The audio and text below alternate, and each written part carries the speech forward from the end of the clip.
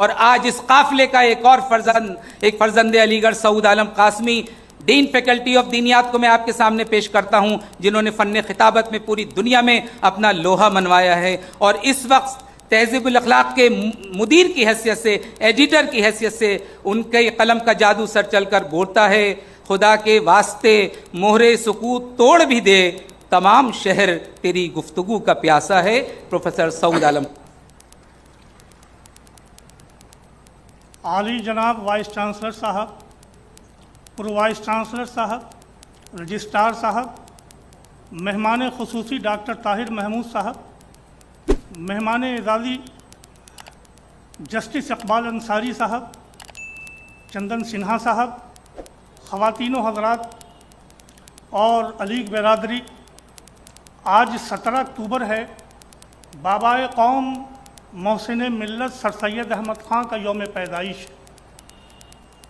یہ دن ہمیں یاد دلاتا ہے کہ ہم سر سید کی قربانیوں کو یاد کریں اور ان کے پیغام کو دنیا کے گوشے گوشے تک پہنچانے کا اہتمام کریں۔ سر سید ایک شخصیت کا نام نہیں، ایک عہد کا نام نہیں، ایک عہد ساز شخصیت کا نام ہے۔ ایسی شخصیت برسوں میں نہیں، صدیوں میں پیدا ہوتی ہے، جو لوح ایام پہ اپنے انمٹ نقوش چھوڑ جاتی ہے۔ مت مجھ کو سہل جانو، پھرتا ہے فلک برسوں، تب خاک کے پردے سے انسان نکلتے ہیں۔ سر سید مختلف الجہاز شخصیت تھے۔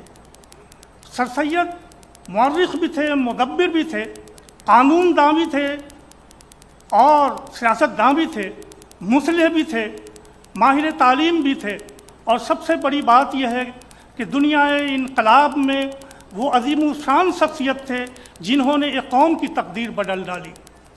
سر سید جس عہد میں پیدا ہوئے وہ مغلیہ حکومت کی شام زوال تھی۔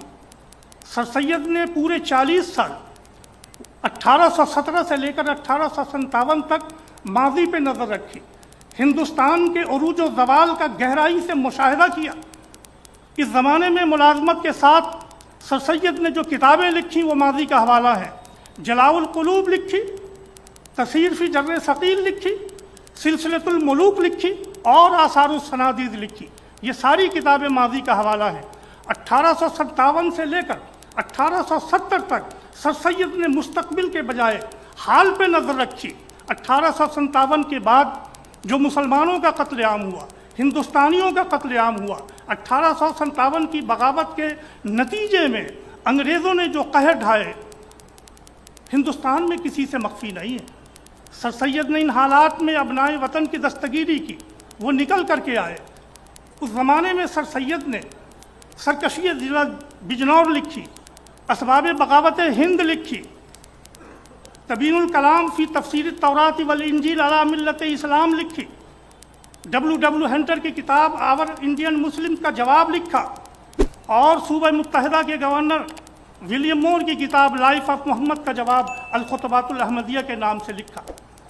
سر سید نے اس زمانے میں اپنی تحریروں میں جس بصیرت اور جس جرأت کا ثبوت دیا، اس کو سلام کرتے ہوئے علامہ اقبال نے کہا، بندہ مومن کا دل بیم و ریا سے پاک ہے، قوت فرما روا کے سامنے بے باک۔ 1870 کے بعد جب لندن سے واپس آئے تو سر سید نے اپنی پوری زندگی قوم کی اصلاح، قوم میں تعلیمی ترقی اور قوم کی بیداری کے لیے لگا دی۔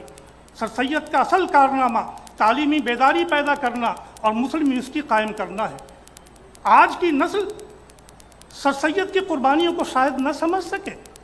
آج ہر گاؤں میں اسکول ہیں، ہر ضلع میں کالج ہیں، ہر صوبے میں یونیورسٹیاں ہیں، لیکن یاد کرو وہ زمانہ کہ جب مسلمانوں کا نظام تعلیم بکھر گیا اور صرف ایک نظام تعلیم نیا جو ملازمت اور ترقی کے نئے راستے دکھا رہا تھا، برادران وطن نے آگے بڑھ کے اسے قبول کر لیا، لیکن مسلمانوں نے اس کی مخالفت کی۔ مخالفت ہی نہیں کی بلکہ شدت سے مخالفت کی۔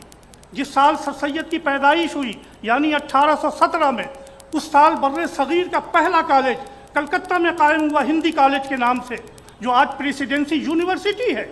اس کالج میں مسلمانوں کا داخلہ ممنوع تھا اور 1835 میں خود مسلمانوں نے انگریزوں کو لکھ کے دیا کہ تمہاری انگریزی تعلیم ہمیں نہیں چاہیے، اور اس محضر نامے پہ ایک دو نہیں پورے 8000 مسلمانوں نے دستخط کیے تھے۔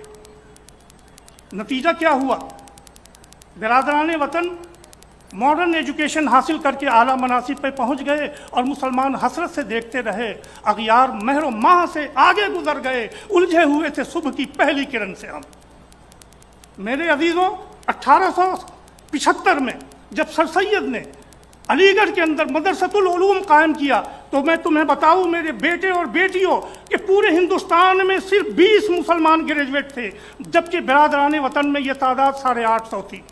سر سید نے ان حالات میں اپنی تحریک کو جاری کیا، اور ایک دو نہیں پورے ملک کا دورہ کیا، علی گڑھ سے بنارس تک، بنارس سے اعظم گڑھ تک، گورکھپور سے کلکتہ تک، کلکتہ سے پٹنہ تک، احمد آباد سے پونا تک، گورداسپور سے امرتسر تک، اور میرٹھ سے لاہور تک سر سید نے دیوانہ وار لوگوں کو پکارا، رئیسوں سے کہا تم اپنی طاقت سے اپنی حکومت نہ بچا سکے، اب اپنی عقل و فراست سے کام لو، اپنے بچوں کا مستقبل بچاؤ، اور اس کا طریقہ صرف یہ ہے کہ ان کو ماڈرن تعلیم دو، زمانے کے مطابق تعلیم دو۔ یہ بات الگ ہے کہ تم نہ سمجھو، مگر زمانہ بدل رہا ہے، پھول پتھر پہ کھل رہا ہے، چراغ آندھی میں جل رہا ہے۔ اب ان پرانی حویلیوں کے قصیدے لکھنے سے فائدہ کیا؟ نئے زمانے کی روشنی لو، زمانہ کروٹ بدل رہا ہے۔ میرے عزیزوں اور میرے ساتھیوں، سر سید نے صرف تقریر اور تحریر کے ذریعے قوم کو نہیں جگایا، ایک معیاری کالج علی گڑھ میں قائم کر کے دکھایا جس کا نام تھا محمدن اینگلو اورینٹل کالج۔ نام تو اس کا محمدن اینگلو اورینٹل کالج تھا، لیکن اس کا دروازہ ہر مذہب کے لیے، ہر مسلک کے لیے، ہر برادری کے لیے، ہر ذات کے لیے، ہر جغرافیائی حد کے لیے کھلا رکھا۔ اگر اس کا پہلا گریجویٹ عبداللہ تھا تو دوسری طرف اس کا پہلا گریجویٹ ایشوری پرساد تھا۔ تمہارے رہنماؤں نے سر سید کی اس لیگیسی کو آگے بڑھایا۔ ایک ہال اگر سر سید کے نام سے بنایا تو دوسرا نام ہال بھیم راؤ امبیڈکر کے نام سے بنایا۔ ایک ہال تمہارے باباؤں نے اگر سلطان جہاں بیگم کے نام سے بنایا تو دوسرا ہال سروجنی نائیڈو کے نام سے، اور تیسرا ہال اندرا گاندھی کے نام سے بنایا۔ اگر انجینئرنگ کالج کو ڈاکٹر ذاکر حسین کا نام دیا تو میڈیکل کالج کو پنڈت جواہر لال نہرو کا نام دیا۔ سیکولر کردار کی یہ مثال ہندوستان کی دانشگاہوں میں نہیں ملے گی، اور اسی لیے honourable prime minister of India Narendra Modi ji نے کہا علی گڑھ نہیں، یہ منی انڈیا ہے۔ میرے عزیزوں، چند سال پہلے کووڈ سے پہلے ایک خلیجی ملک میں مجھے بلایا گیا، ہندوستان کے تعلیمی مسائل پر میری گفتگو ہوئی۔ گفتگو کے بعد ایک نوجوان ملا، اس نے کہا کہ میں ہندوستان آنا چاہتا ہوں تاج محل دیکھنے کے لیے۔ میں نے کہا کون سا تاج محل دیکھو گے؟ وہاں ایک نہیں 2 تاج محل۔ اس نے کہا 2 تاج محل؟ میں نے کہا ایک تاج محل جو عہد شاہ جہانی کا حوالہ ہے، دوسرا تاج محل جو ودیا کا شوالا ہے، ایک تاج محل جو ممتاز جہاں کا مدفن ہے، دوسرا تاج محل جو علم و ادب کا مخزن ہے، ایک تاج محل جو بیگم کی محبت میں بنایا گیا، دوسرا تاج محل جو قوم کی محبت میں بنایا گیا، ایک تاج محل جس کی تعمیر سنگ مرمر سے ہوئی، اور دوسرا تاج محل جس کی تعمیر خون جگر سے ہوئی۔ ایک تاج محل جس کے صدر دروازے پر سورہ یاسین لکھی ہوئی ہے، سورہ یاسین جانتے ہو مرنے والے انسان پہ پڑھی جاتی ہے۔ دوسرا تاج محل وہ جس کی سجدگاہ یعنی ایسے سال کی مسجد پر سورہ الفجر لکھی ہوئی ہے۔ الفجر کا مطلب جانتے ہو، نئی صبح کی بشارت، طلوع آفتاب کی علامت، جس کو اقبال نے اس طرح کہا، کھول آنکھ، کھول آنکھ، زمیں دیکھ، فلک دیکھ، فضا دیکھ، مشرق سے ابھرتے ہوئے سورج کو ذرا دیکھ، خورشید جہاں تاب کی ذو تیرے شرر میں، آباد ہے ایک تازہ جہاں تیرے ہنر میں، جچتے نہیں بخشے ہوئے خورشید نظر میں، جنت تیری پنہا ہے تیرے خون جگر میں، اے پے کرے گل لڑکے اور لڑکیوں، اے پے کرے گل کوشش پے ہم کی جزا دیکھ، کھول آنکھ، زمیں دیکھ، فلک دیکھ، فضا دیکھ۔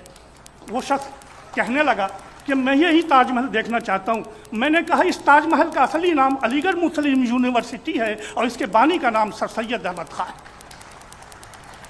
میرے بچوں اور میرے بچیوں، اس تاج محل کی قدر کرو، سر سید کے اس روایتی اور تاریخی اور علمی دانشگاہ کی قدر کرو، اس کے پیغام پر بنو اور اس کا پیغام لے کر پوری دنیا کے اندر چھا جاؤ۔ اس دعا پر اپنی بات ختم کرتا ہوں۔ زبانیں برگ گلنے کی دعا رنگی عبارت میں، خدا آباد رکھے اس چمن کو مہرباں ہو کر۔ ہندوستان زندہ باد، علی گڑھ پائندہ باد۔